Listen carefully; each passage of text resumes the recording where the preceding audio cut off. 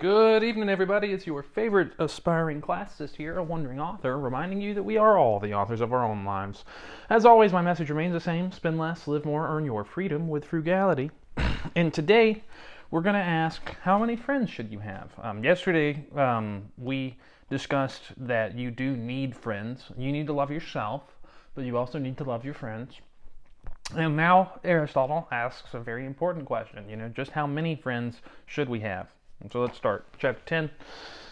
Chapter 10, not 9. Anyways. Ought we then to make as many friends as possible? Or just as it seems a wise saying about hospitality, neither with troops or guests, nor yet with none.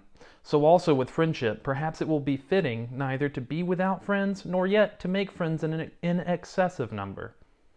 This rule would certainly seem applicable to those friends whom we choose for their utility, for it is troublesome to have to repay the services of a large number of people, and life is not long enough for one to do it.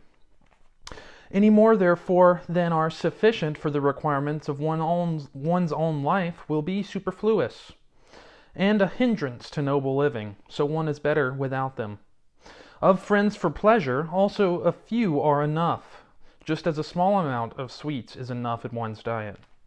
And my takeaway from that quote is that even in Aristotle's day, they knew that you should not eat too many sweets.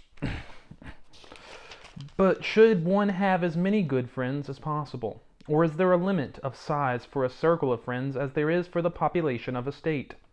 10 people would not make a city, and with 100,000 it is a city no longer. Though perhaps the proper size is not one particular number, but any number between certain limits. So also the number of one's friends must be limited, and should perhaps be the largest number with whom one can constantly associate, since, as we saw, to live together is the chief mark of friendship. But it is quite clear that it is not possible to live with and to share oneself among a large number of people. Another essential is that one's friends must also be the friends of one another, if they are all to pass the time in each other's company. But for a large number of people, all to be friends is a difficult matter. Again, it is difficult to share intimately in the joys and sorrows of many people, for one may very likely be called upon to rejoice with one and to mourn with another at the same time. Perhaps, therefore, it is a good rule not to seek to have as many friends as possible, but only as many as are enough to form a circle of associates. Indeed, it would appear to be impossible to be very friendly with many people, for the same reason as it is impossible to be in love with several people. Love means friendship in the superlative degree, which means like when you put est on the end, the mostest, And that must be with one person only. So also warm friendship is only possible with a few. This conclusion seems to be supported by experience. Friendships between comrades only include a few people, and the famous examples of poetry are pairs of friends. Persons of many friendships, who are hail fellow well met with everybody, so people that just, say hello and they're friendly, like on the surface at least, surface friendliness, are thought to be real friends of nobody. I mean, the sort of people we call obsequious, which is like a flatterer. It is true that one may be friendly with many fellow citizens and not be obsequious, but a model of excellence. But it is not possible to have many friends who we love for their virtue and for themselves. We may be glad to find even a few friends of this sort.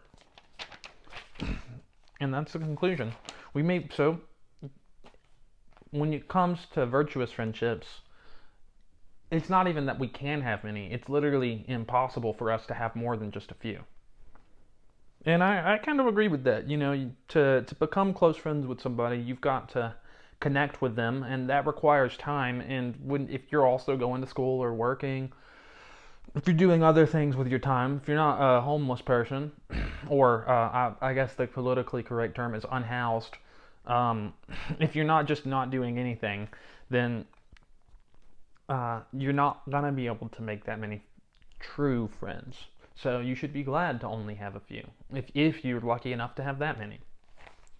But, yeah. What are y'all doing in order to inspire, uplift, and empower your local community today? Because this world isn't changing unless we all do our part, and you can count on me to do mine daily. Till next time, I love y'all.